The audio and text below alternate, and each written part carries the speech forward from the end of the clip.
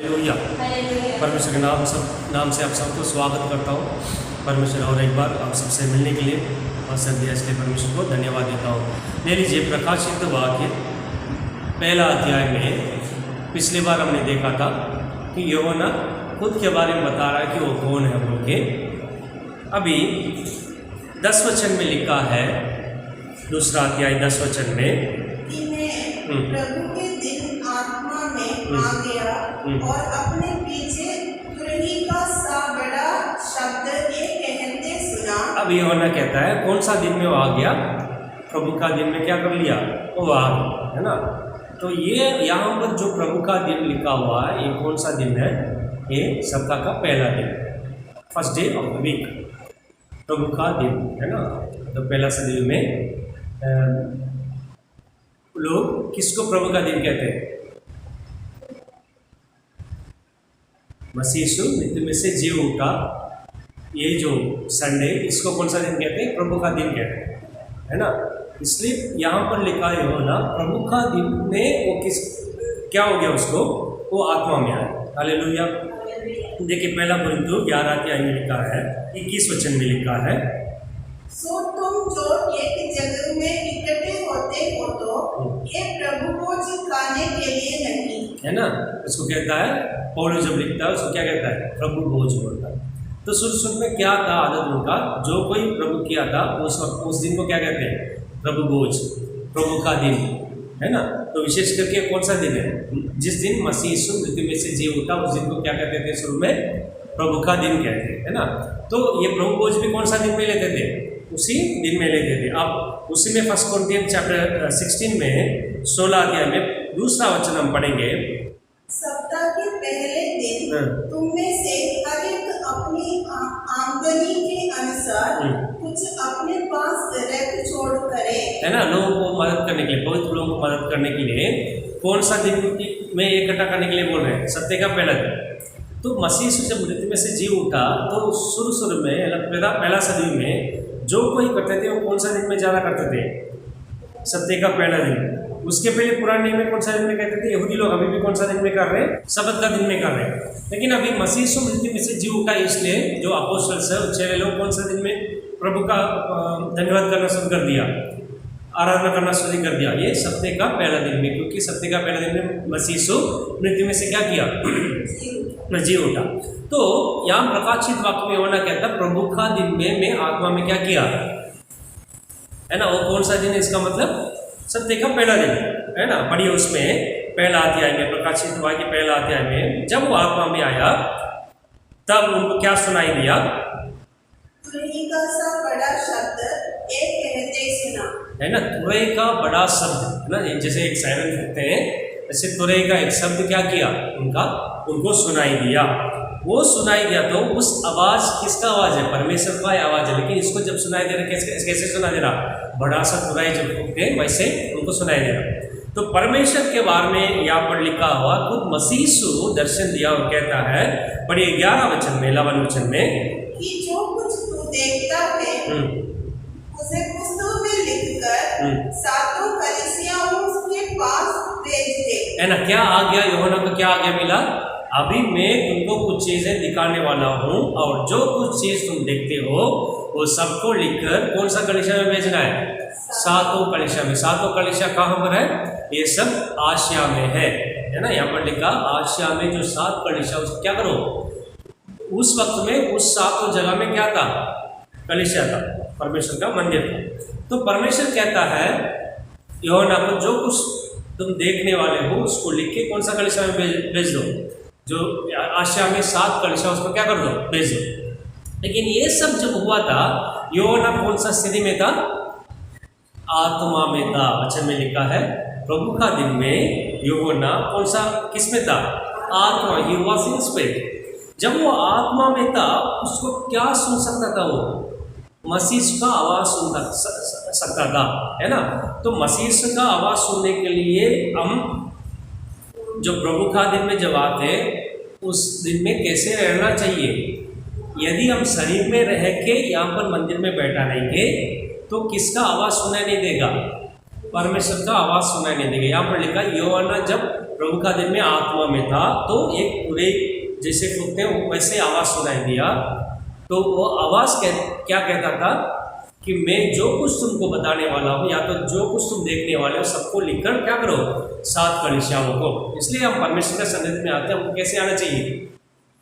अब पढ़िए यूहन्ना 4 अध्याय में 24 वचन में लिखा है, यूहन्ना 4 अध्याय 24, जॉन चैप्टर 4 वर्स 24 में लिखा हुआ है, परमेश्वर आत्मा है और अभिषेक है कि उसके भजन करने वाले आत्मा और सच्चाई से भजन करें। यहाँ पर यूहन्ना कहता है कि परमेश्वर कैसा है, आत्मा। इसलिए जो कोई उसका आराधना स्तुति करते, भजन करते, वो कैसे करें, आत्मा और सच्चाई से करना जरूरी है। क्यों हमको आत्मा और सच्चाई से परमेश्वर का आराधना स्तुति करना है? क्योंकि जिस परमेश्वर को हम आराधना करते हैं या तो भजन करते हैं, वो कैसा है, आत्मा है, is a spirit, God spirit. जो कोई आराधना करता है वो कैसे करें, in spirit and in truth, ठीक है।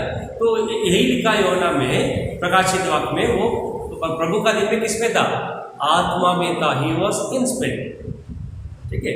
क्यों हमको आत्मा में आराधना करना है? उसमें 23 में लिखा, जॉन चैप्टर 4 वर्स 23, 23 वचन में लिखा है, परंतु वो समय आता है, वरन अब भी है, जिसमें सच्चे भक्त पिता का भजन आत्मा और सच्चाई से करेंगे। है ना, सच्चे भक्त, यदि कोई भक्त सच्चा है, वो भक्त परमेश्वर का आराधना कैसे करता है? अगर आत्मा और सच्चाई से नहीं करेंगे तो वो कैसे भक्त नहीं है, सच्चा भक्त नहीं। अगर सच्चा भक्त है तो वो जिस परमेश्वर को आराधना करता है, वो कौन बोल के पहले पहचान लेगा, वो हमारा परमेश्वर कैसा है, आत्मा है। बल्कि वो शरीर में आया था, लेकिन वो कैसा है, परमेश्वर आत्मा। तो यदि मैं सच्चा भक्त हूँ तो परमेश्वर को कैसे आराधना करेंगे, आत्मा और सच्चाई से, है ना। आगे पढ़िए, क्योंकि पिता अपने लिए ऐसे ही भजन करने वालों को ढूंढता है ना। पिता भी उनको जो कोई भजन करता है, ऐसे भजन करने वाले क्या करता है, ढूंढता है। कैसे भजन करने वाले को, पिता खुद आत्मा है, इसलिए उनको जो कोई भजन करता है वो कैसे करना चाहिए, मुझे पिता चाहता है, आत्मा और सच्चाई, है ना। तो आत्मा और सच्चाई से करेंगे तो पिता प्रसन्न होता है, पहला चीज। क्यों हमको आत्मा और सच्चाई से करना चाहिए? क्योंकि जिस पिता को हम आराधना करते हैं वो आत्मा है। क्यों हमको आत्मा और सच्चाई से करना चाहिए? क्योंकि जिस पिता को हम आराधना करते हैं वो चाहता कि ऐसे लोग मुझे भजन करें। कैसे? जो कोई आत्मा और सच्चाई से कर सकते हैं वैसे लोग मुझे क्या करें, वही सच्चा भक्त, है ना। तो पिता परमेश्वर आत्मा, हम उनको आराधना करेंगे, भजन करेंगे तो किसमें करना चाहिए, आत्मा और सच्चाई से करना चाहिए। स्पिरिचुअल वर्शिप है, शरीर में करेंगे या तो शरीर से करेंगे। हम जो कोई करते हैं किसके द्वारा ही करते हैं, शरीर के द्वारा ही करते हैं। लेकिन सचमुच किसमें करना चाहिए, we must do everything in spirit. जो कोई हम शरीर से करते हैं हम किस में ही करना चाहिए, in spirit, be filled in spirit. Whatever we do we must do by the leading of Holy Spirit. Hallelujah. पवित्र आत्मा का अगुवाई से करना चाहिए। शरीर की आवाज़ सुन के हमको नहीं करना चाहिए, बल्कि आत्मा जो कहता है उसके सबसे क्या करना चाहिए, करना चाहिए। तो यूहन्ना कहता है, प्रभु का दिन में मैं आत्मा में था, तब मुझे एक आवाज़ सुनाई दिया। वो आवाज़ कहता है, जो कोई तुम देखने वाले हो सब लिख के किसको भेज दो, आशिया में जो 7 कलीसिया उसको क्या कर दो, भेज दो, है ना। तो यहाँ से क्या हमको, इस वचन से क्या हमको सीखने को मिल रहा है कि यदि हम आत्मा और सच्चाई से परमेश्वर का आराधना करेंगे, या तो प्रभु का दिन में जो परमेश्वर का सन्निधि में आते हैं तो आत्मा में आएंगे, आत्मा में परमेश्वर का भजन करेंगे, आत्मा में रहेंगे, तो हम किसका आवाज़ सुन सकते हैं। सिर्फ यूहन्ना नहीं बल्कि हम भी परमेश्वर का आवाज़ सुन सकते हैं। अभी पढ़िए प्रकाशित वाक्य 1 अध्याय 12 वचन में, रेवलेशन चैप्टर 1 वर्स 12 में यूहन्ना क्या करता है, और मैंने उसे जो मुझसे बोल रहा था देखने के लिए अपना मुंह फेरा। इन्हें क्या किया, अभी यूहन्ना को आवाज़ सुनाई दिया। वो आवाज़ क्या कहता है कि जो कुछ तुम देखने वाले हो सबको क्या कर दो, लिख दो, और आशिया में जो 7 कलीसिया उसको भेज दो। यूहन्ना क्या कहता है, वो आवाज़ कहाँ से सुनाई दे रहा, पीछे से। इसलिए यूहन्ना उस आवाज़ से क्या कर रहा, घूम के देख रहा। घूम के देखा तो उसको क्या दिखाई दिया बोल के यहाँ पर लिखा है, पढ़िए। और पीछे घूमकर मैंने सोने के 7 दिवटे देखी। है ना, क्या देखा उन्होंने? सोने की 7 दिवटे देखी। हाँ, और उन दिवटों के बीच में मनुष्य के पुत्र सरीका एक पुरुष को देखा। है ना, वो किसको देखा? यूहन्ना दर्शन में क्या देखा? मसीह इसको खुद देख रहा, वहां पर सोने के 7 दीवटे उसके बीच में खड़े होते हुए। हालेलुया। उनका जो वस्त्र वो क्या दिखाता है कि वो महायाजक, कलीसिया का याजक वही है। हालेलुया। अभी भी हम जो यहाँ पर कलीसिया चल रहा है, यहाँ पर हो सकता है हम पास होना, लेकिन हमसे बड़ा इस कलीसिया का याजक कौन है? मंदिर का मसीह यीशु ही है ना। यदि हम सब आत्मा में वास करेंगे तो, आत्मा में हम रहेंगे तो, जिस मसीह यीशु इस कलीसिया का याजक है उनको हम क्या कर सकते हैं? वो है कि नहीं है ऐसे नहीं सोचना है। वो उनका मंदिर हो, वो जरूर वास करता है। हमको यदि देखना तो उस परमेश्वर की तरह हमको बदलना पड़ेगा, आत्मा में होना पड़ेगा। आत्मा में होंगे तो उनका आवाज़ सुन सकते हैं, और उनकी आवाज़ की तरफ देखेंगे तो किसको भी देख सकते हैं? मसीह को देख सकते हैं। हालेलुया, है ना। तो अभी भी जीवित है, वो कहाँ पर वास करता है? इसलिए वचन में भी लिखा, जहाँ पर 2 और 3 इकट्ठा होते हैं वहाँ पर कौन मौजूद रहता है? मसीह यीशु खुद वहाँ पर रहता है। तो यदि उनको देखना है तो हमको बदलना पड़ेगा उनकी तरह। वो अपना लहू दे दिया, अपना अनुग्रह दे दिया, अपनी दया दे दिया, अपना पुनरुत्थान हमारे लिए दिया, अपने रूप हमको दिया, अपनी चंगाई दिया, सब कुछ दे दिया।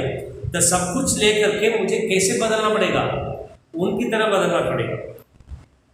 इसलिए तो वो दिया सब कुछ, उनका सब कुछ मुझे दे दिया। परमेश्वर अपने एकलौता पुत्र को हमको क्यों दिया? ताकि हम कैसे बने? उनकी संतान बने। हालेलुया।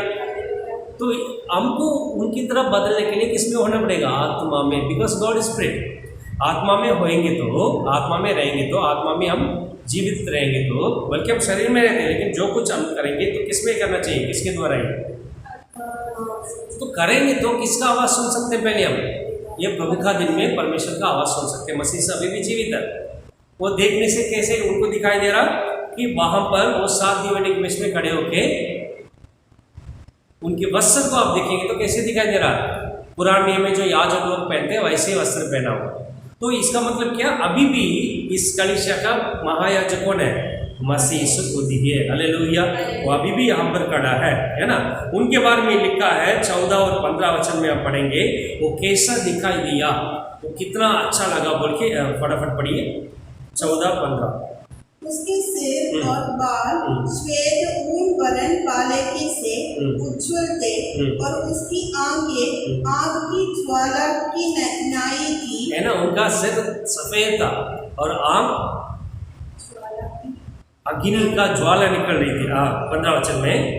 और उसके पाँव उत्तम पीतल के समान थे। उनके पाँव जो है उत्तम पीतल के समान थे, जो मानो भट्टी में तपाए गए हो, और उसका शब्द बहुत जल के शब्द की नाई था। है ना, उनके शब्द कैसे था? बहुत जल बह रहा है। उस आवाज़ कैसे आता है? करके आता है ना, वैसे उनका आवाज़ था। Hallelujah.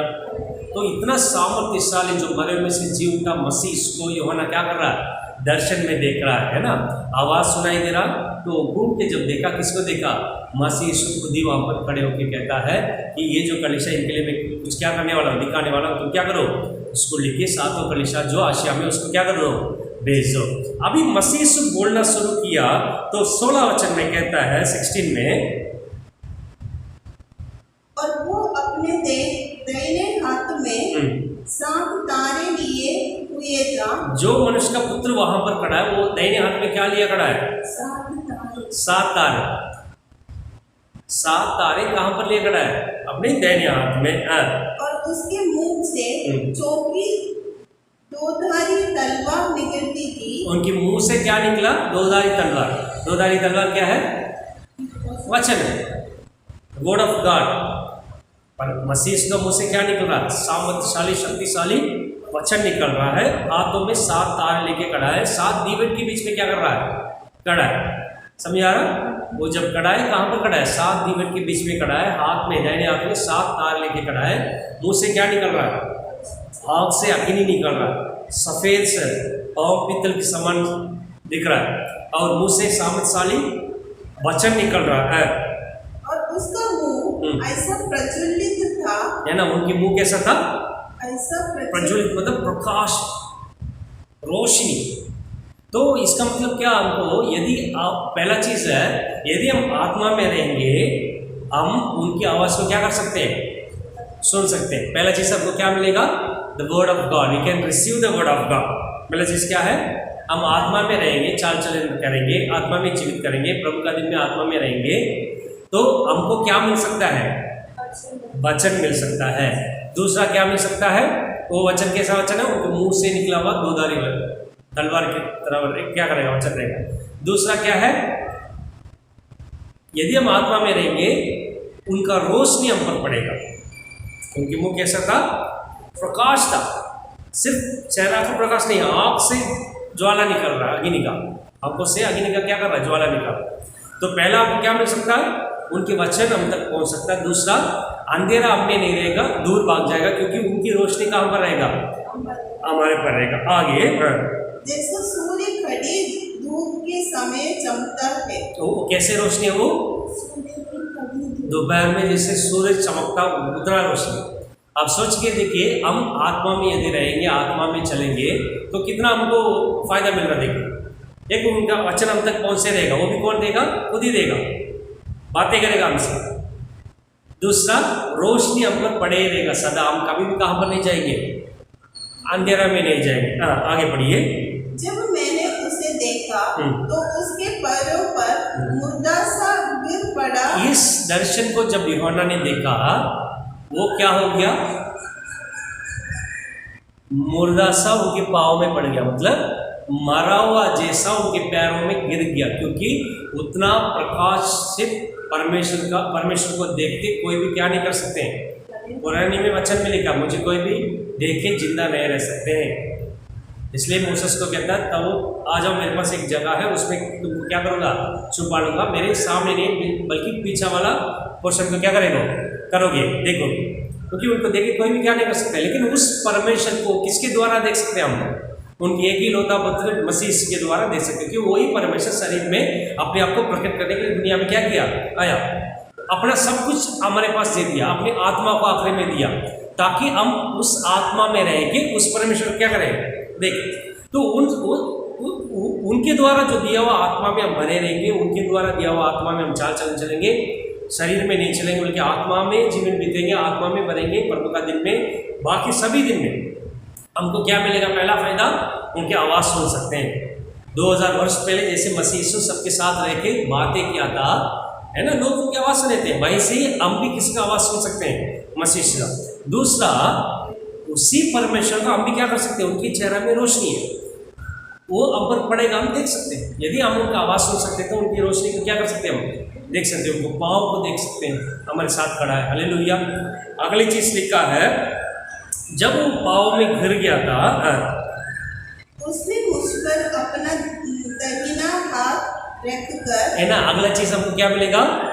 Jesus Christ himself touched him with his right hand. Hallelujah. मसीह यीशु खुद ही अपने दाहिने हाथों से उनको क्या किया? छुआ। कितना फायदा देखिए, परमेश्वर के द्वारा दिया हुआ आत्मा के द्वारा ही हम चाल चलन चलेंगे, उसमें बने रहेंगे। क्या मिलेगा आपको? Jesus Christ himself comes and touches John. देखिए कितने बार हमारे शरीर, हो सकता महिमा को देखे हम नहीं गिरा, लेकिन कितनी बार हम कुछ ना कुछ कारण क्या कर दिया हमने? थक जाते हैं, परेशानी के कारण। लेकिन वचन में लिखा that Jesus Christ is still alive, वो मसीह अभी भी जिंदा है।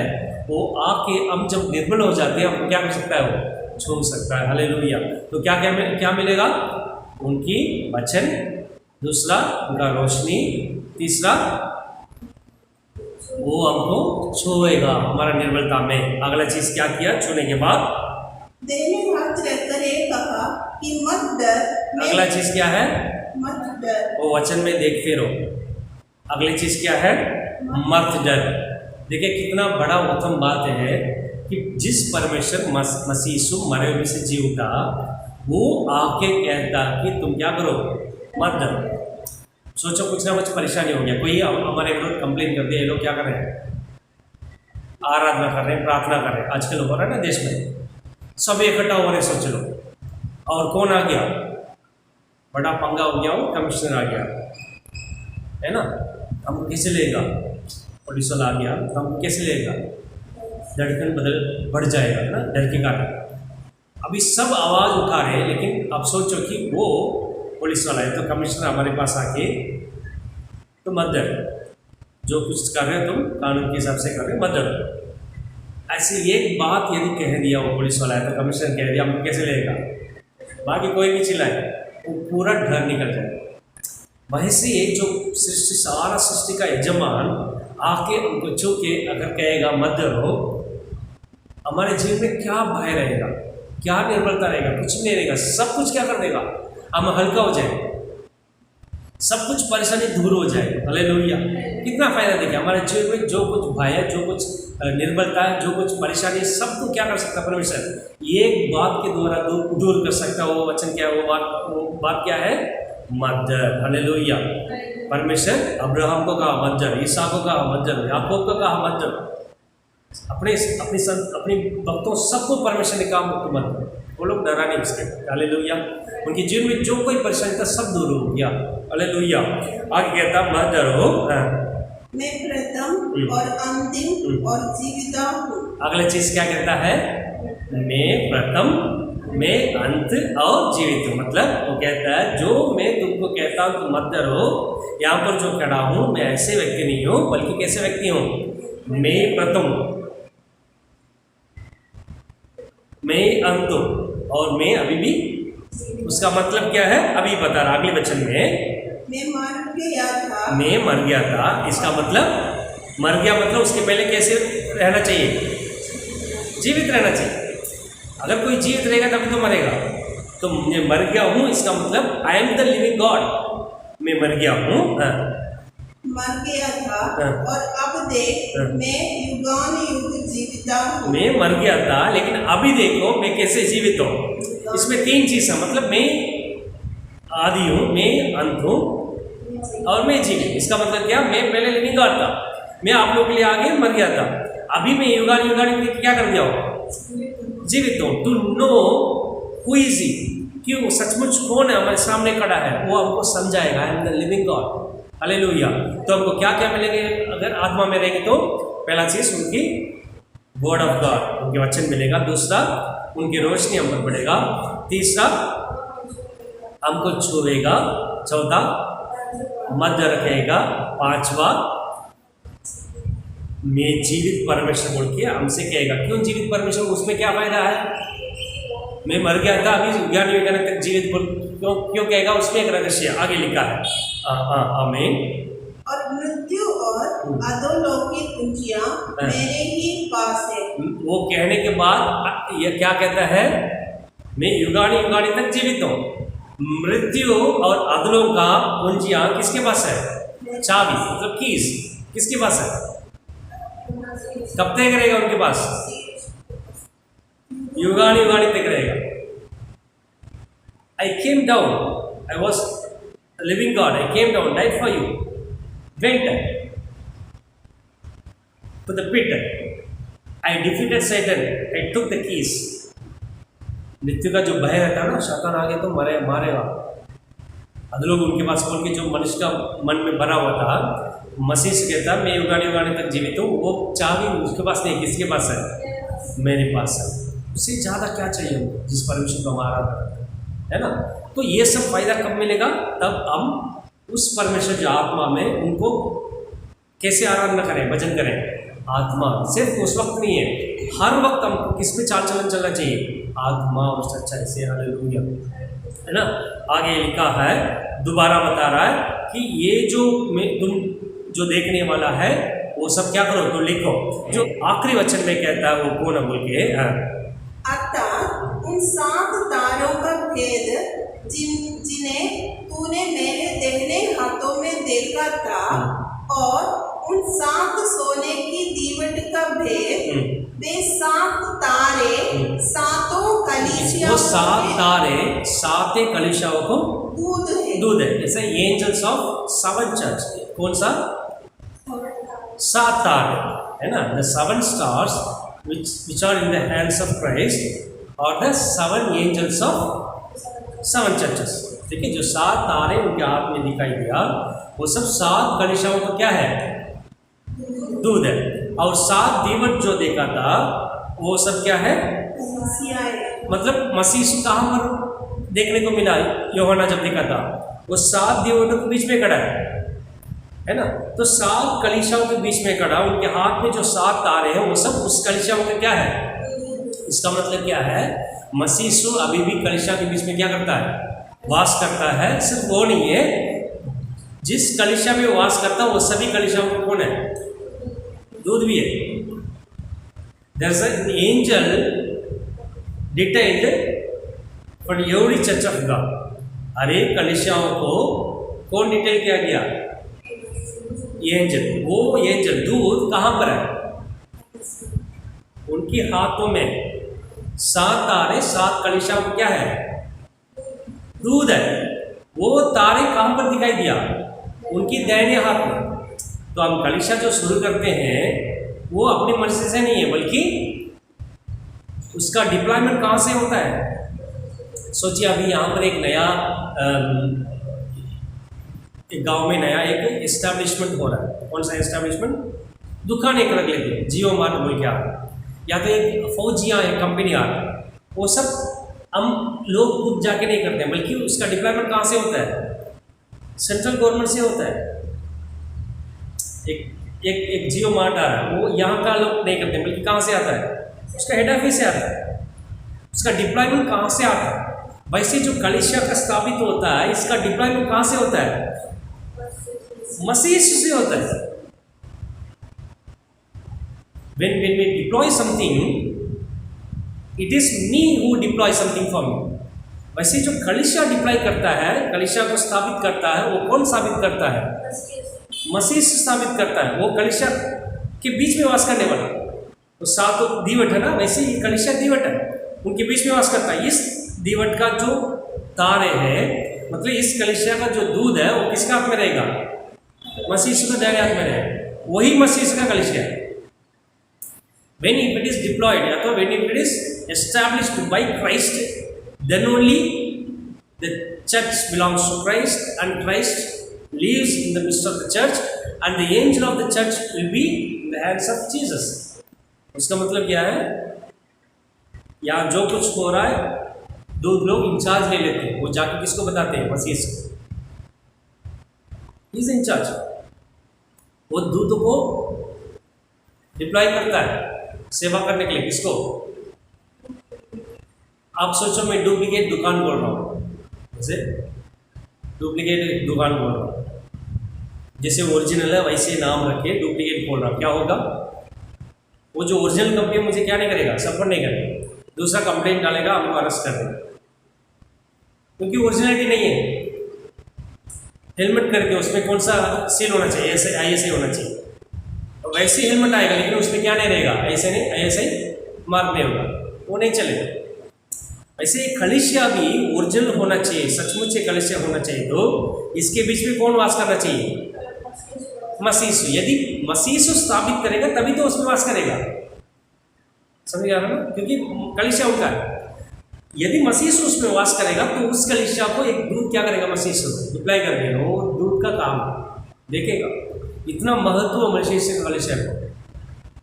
मैं पिछले बार ऑलरेडी बोला था, चलो मेरे पास पैसा है बोल के मैं कलीसिया शुरू नहीं कर सकता। चलो कैसे भी इधर उधर उधार लेके क्या करें? एक कलीसिया साबित कर देगा, ऐसे नहीं हो सकता है। लोग बहुत लोग करते हैं। कलीसिया मसीह का हो साबित करता, मदद करता है, अगुवाई करता है, आत्मा में वहाँ पर आके वास करता है। उसके लिए दूध भी डिप्लॉय हो जाता है। हालेलुया। वही यहाँ पर बताना चाहता है। ठीक है, वो सब कैसे होगा? जब वो आत्मा में था तब वो आवाज़ सुनाई दिया, और जब आवाज़ सुनाई दिया वो कहते हुए कि जो कुछ तुम देखोगे उसको क्या करो? लिख के साथ कलीसियाओं को भेजो। तो यूहन्ना घूम के देख रहा है। जब घूम के देख रहा तो किसको दिखाई दिया? किसको देखा? मसीह को, मनुष्य का पुत्र को क्या किया? देखा। वो कहाँ पर खड़ा था? सात दीवट के बीच में खड़ा था। वो 7 दीवन क्या है? 7 कलीसिया है। उनके हाथ में दाहिने हाथ में जो 7 तारे वो क्या है? वो 7 कलीसियाओं को दूध है। He takes total charge of the church which he establishes, क्योंकि वो कलीसिया उनका है। आप अपनी मर्जी से कुछ कलीसिया स्थापित करके फिर रोते रहेंगे, बहुत मेहनत करके बनाए नहीं, बहुत मेहनत तुम मत करो, मसीह से जानता क्या करना है। 2 चीज़ बहुत आवश्यक है। मेरे पास पैसा है बोल के मंदिर को स्थापित मत करो। दूसरा, मैं उधार लेके भी क्या कर दूंगा, मंदिर स्थापित करूँगा बोल के क्या कर मत करो। ये सब दोनों परमेश्वर का इच्छा नहीं। He plans and he deploys and he establishes everything through us. Hallelujah. वहाँ पर कौन भी रहेगा? वो भी रहेगा और उनके लिए दूध भी डिप्लॉय हो जाएगा। हालेलुया। तो उनके द्वारा मिलेगा क्या? आप उनको देख सकते हैं, उनका आवाज़ सुन सकते हैं, वो हमको छुएगा और हमको बोलेगा मत डरो, और हमको वादा करेगा कि मैं ही वो मसीह यीशु सदा जीवित हूँ, मैं प्रथम में था और अंत में हूँ और अभी भी जीवित हूँ। और मृत्यु और अधोलोक कुंजा किसके पास है? मेरे पास है। बोलेगा सामने खड़े होकर, बोल के आपको कहेगा अभी मैं जो कुछ कहता हूँ तो कलीसिया होगा। ये रिलेशन होना चाहिए। वो जो कुछ मुझे कहेगा वो कलीसिया को बताने से कलीसिया का हो क्या होगा? कलीसिया का उन्नति होगा, है ना। If he is not there and if he is not telling anything and simply I say, then there won't be any spiritual growth in the church. Peoples may increase from 50 to 200. That is not a spiritual growth. 50 लोग से 250 लोग हो सकता है, वो आत्मा का बढ़ोतरी नहीं है। लोग आ रहे हैं वो अच्छा है, लेकिन आत्मा में बढ़ोतरी होना चाहिए, परमेश्वर की तरह होना चाहिए। तो ये कलीसिया परमेश्वर के द्वारा स्थापित होना चाहिए। यहाँ पर शुद्ध होगा, वो यहाँ पर वास करेगा, वो जो कुछ बोलेगा वो क्या करेंगे? हम कलीसिया को बोलेंगे, तब वो कलीसिया कैसे बढ़ेगा? आत्मा में बढ़ेगा। हालेलुया। ये यूहन्ना यहाँ पर लिख रहा है। तो अगले अध्याय से हमको हर एक कलीसिया को मसीह यीशु क्या कहता है, क्या किया हुआ, लिखा हुआ। हम आगे बढ़ करके प्रार्थना करेंगे। परमेश्वर सुबह का समय में आपकी सन्निधि में आने के लिए आपने मदद किया, उसके लिए धन्यवाद देता हूँ। जो कोई परमेश्वर इस वचन को सुनता, परमेश्वर को समझने के लिए और भी इसमें मनन करने के लिए आप मदद कीजिए। सभी आदर मान महिमा सिर्फ आपको ही देता हूँ। ये सब मसीह के नाम से मांगता हूँ, सुनिए कीजिए। आमीन। हालेलुया। हालेलुया। हालेलुया। हालेलुया।